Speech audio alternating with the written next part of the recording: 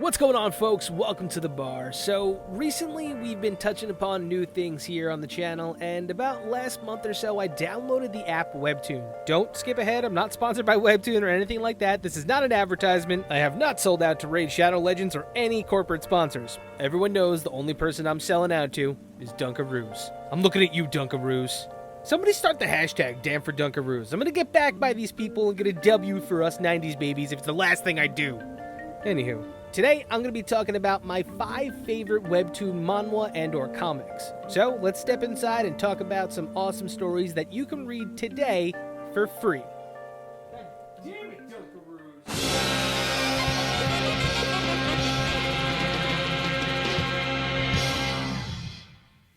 Alright, so before I start babbling, to answer the biggest question, to read these titles, you gotta download Webtoon. The easiest way to get the app is downloading it from the App Store or from Google Play.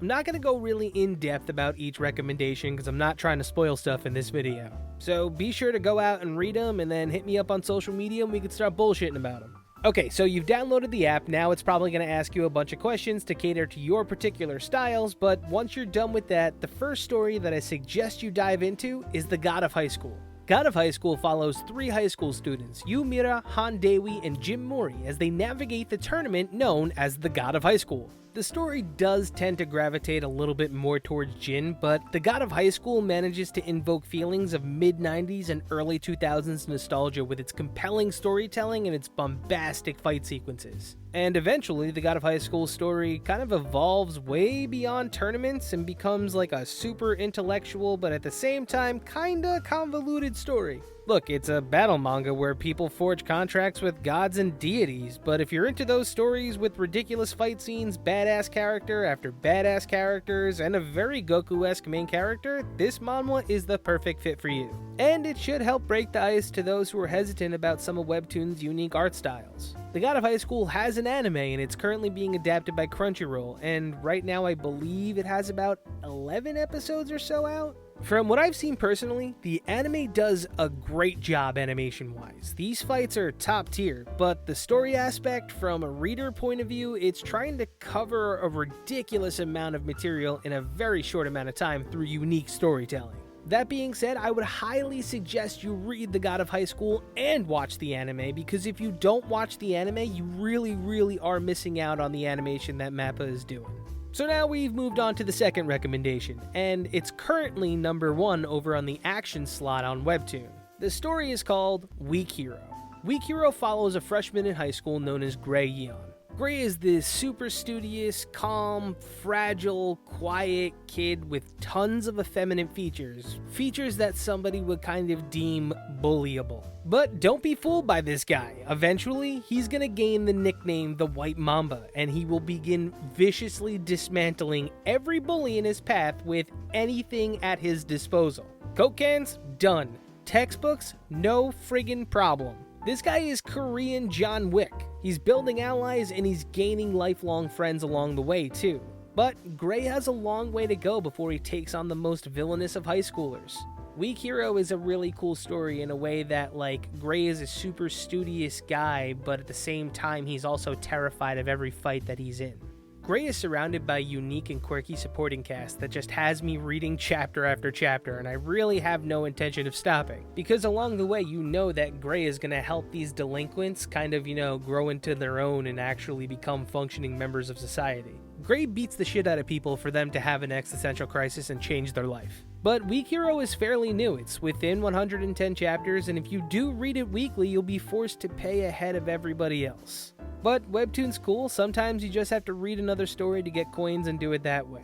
Weak Hero is off the beaten path though, and it's a huge change in stories compared to God of High School. But the way that the artist drew Gray beating the shit out of somebody with a textbook gets me every time.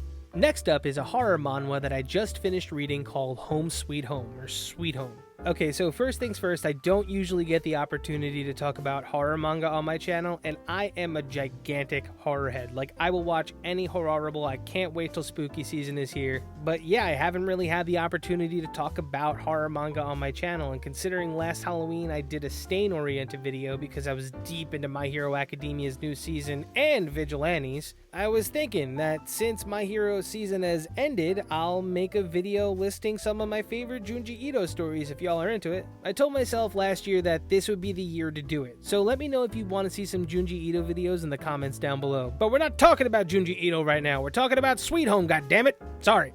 Sweet Home follows a young adult named Hyun, who, shortly after a traumatic incident, finds himself amidst an apocalypse. This story immediately gave me vibes of The Walking Dead.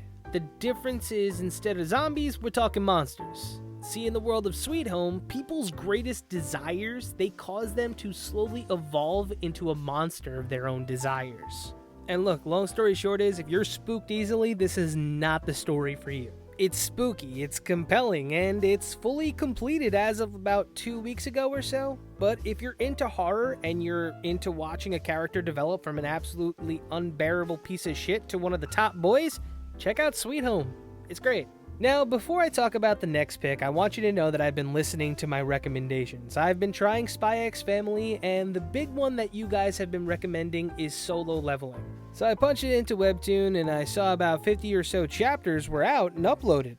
But I was bamboozled, as halfway through it turns out that the variant I was reading on Webtoon was uploaded illegally. So, Solo Leveling, or as it's called on other platforms, Only I Level Up, is currently on an app called Web Novel. Or Tappy Toon, I don't know, one of the two. I'm pretty sure it's Web Novel. So we'll have to wait a little bit longer for me to cover some solo leveling content, and Dan will remain bamboozled. Right, Stephen A? We have been hoodwinked, bamboozled, led astray, run amok, and flat out deceived. But yeah, in replacement of that one is a similar story, The Gamer. The Gamer follows Han Ji-han in this crazy world where wherever you're like super obsessed or passionate about something, like, you know, something like you're really, really good at, I guess, when you reach like a weird apex or threshold, you gain supernatural abilities based on that.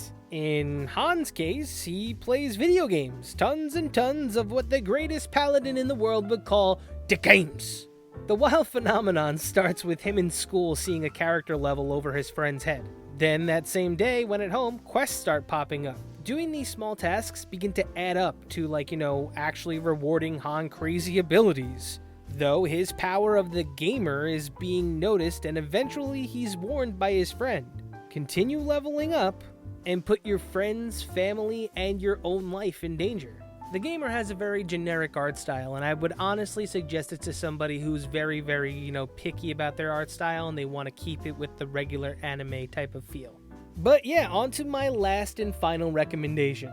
It goes to the manhwa that's currently on hiatus waiting to return. One that's existed on Webtoon for quite some time, Tower of God. Now, Tower of God exists in a wild fantasy world centering around a boy that goes by 25th Bam.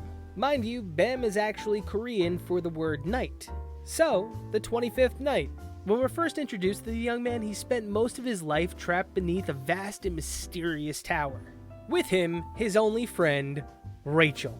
Now, when Rachel decides to enter the tower in a frenzy, Bam somehow manages to open the door. We follow this young man as he goes from charismatic simp to absolute badass. Bam forges friendships and battles countless life-threatening tests that the tower has to offer. And along the way, he'll discover the true colors of everyone around him and finally discover who he truly is. Tower of God is currently the one that I am reading through right now, and I'm still charging through it, but when I tell you that it's a manhwa that you'll be reading for months on end, I am dead serious. If you've ever seen Tower of God, you know, the anime, the arc that took place during it happened in like 2014, 2015, so there's about 5 to 6 years of adaptation ready to go. It's kind of like the same deal with The God of High School, really. That's why in both television shows, they're trying to play catch-up really quickly, and in a way, it kind of takes away from what's really going on in the actual manhwa itself. I'm all for adaptations, but when adaptations begin to cut corners and just speed up the story, it's not cool, and I feel like I've said that before somewhere.